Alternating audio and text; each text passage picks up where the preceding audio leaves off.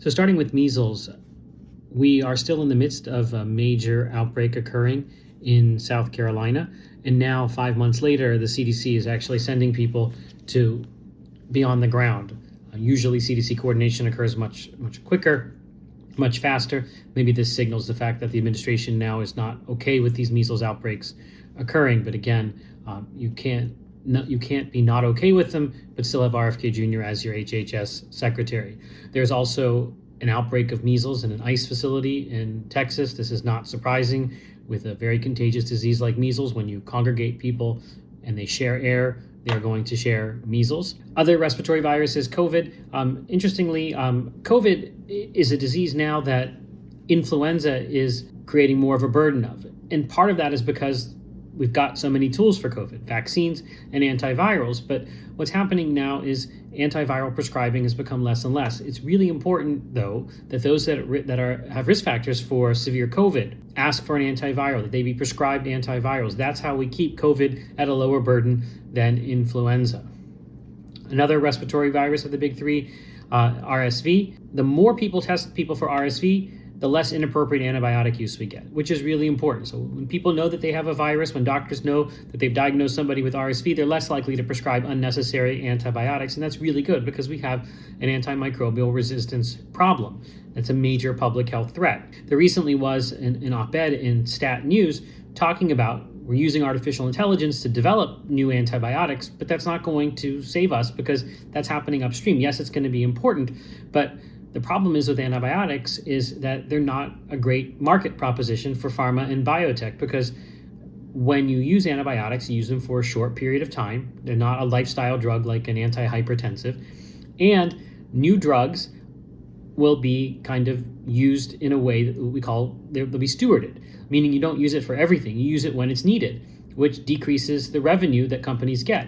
That's why there's this big push for a different model, something like Netflix, where you subscribe to a company's antibiotics and you can use them as many times as you want and the company gets the same fee. So they decouple revenue from volume. And that's codified in the Pasteur Act, which has been introduced in Congress several sessions.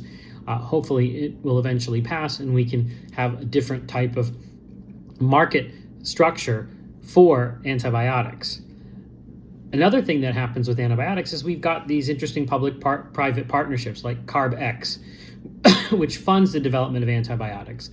And what they prioritize are finding antibiotics that have novel mechanisms of action, which means they don't work like other antibiotics do, which means that there's not going to be immediate cross-resistance.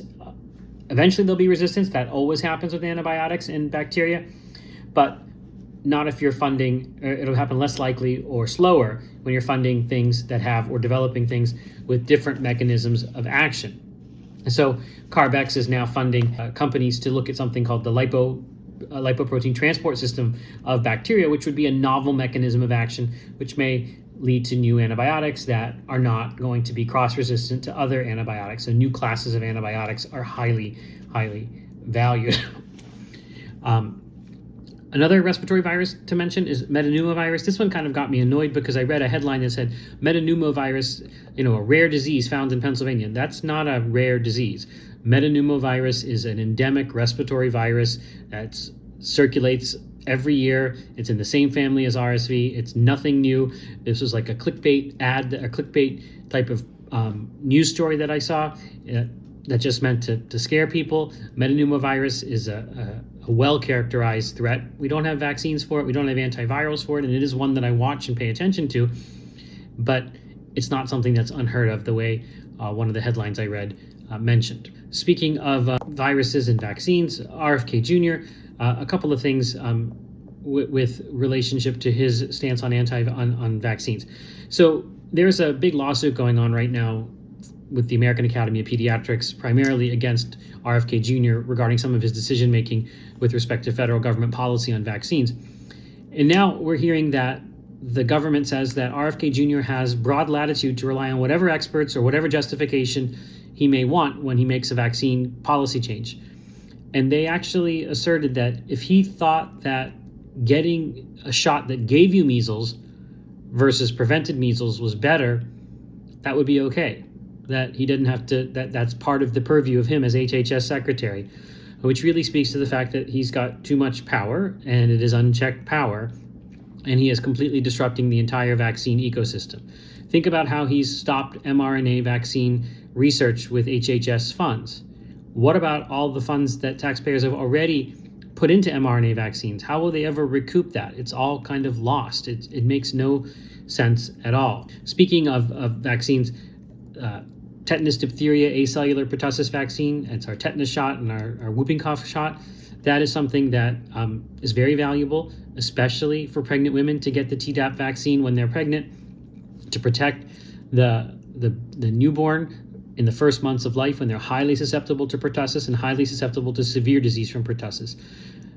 We've talked about professional societies and other organizations now filling in for what the CDC used to do. So the Vaccine Integrity Project is one of those at the University of Minnesota. They're going to be doing a systemic study of the Tdap vaccine and go through the evidence for its benefits. And I think that's going to be really important. As I said, these organizations are really stepping into the limelight right now. They're able to shine in a way that they haven't in the past, because obviously the CDC was doing its job at that point. So expect more from these types of organizations like the Vaccine Integrity Project. Global health, a couple things that are interesting. Leprosy, which is also known as Hansen's disease, has been declared eliminated from Chile. That's the first country in the Americas to have it eliminated.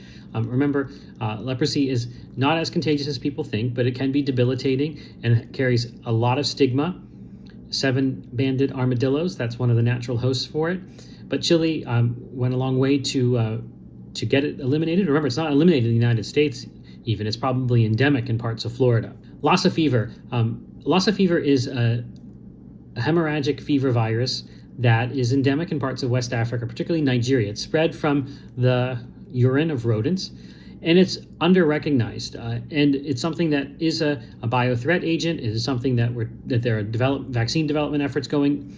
But Lassa fever presents many different ways, and it is pretty contagious. The body fluids are contagious, and people miss these diagnoses because they don't think about Lassa fever in West Africa. We've had some imported cases in the United States as well, which were initially misdiagnosed in some cases. But Lassa fever really illustrates the fact that you have to have some clinical suspicion to test for things, and we're probably underdiagnosing Lassa fever in parts of West Africa. Syphilis.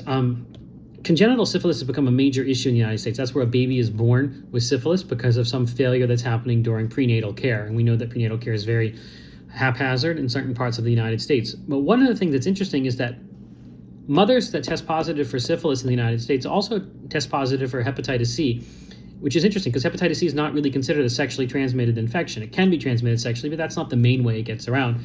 But what this speaks to is that syphilis and hepatitis C are basically converging with substance abuse, that many people who are positive for hepatitis C have a history of substance abuse. And maybe that substance abuse makes it more likely that they acquire syphilis. So substance abuse seems to be the common factor between syphilis and hepatitis C acquisition. Interesting scientific concept. So when we think about our cells and their ability to fend off viruses, they've got lots of different immune mechanisms. One that's recently been described is something called the mechano antiviral response. So by mechano, I mean mechanics, that the cell membrane, like the lining around a cell, gets stiffer, and that makes it harder for viruses to get in. And that may be something that could eventually be exploited for drug treatment. I think right now it's just a hypothesis. There's a lot more work that needs to be done, but it's interesting that strengthening or stiffening of the cell membrane makes it harder for viruses to enter. It makes sense. I don't know how that can be exploited clinically, but we'll see.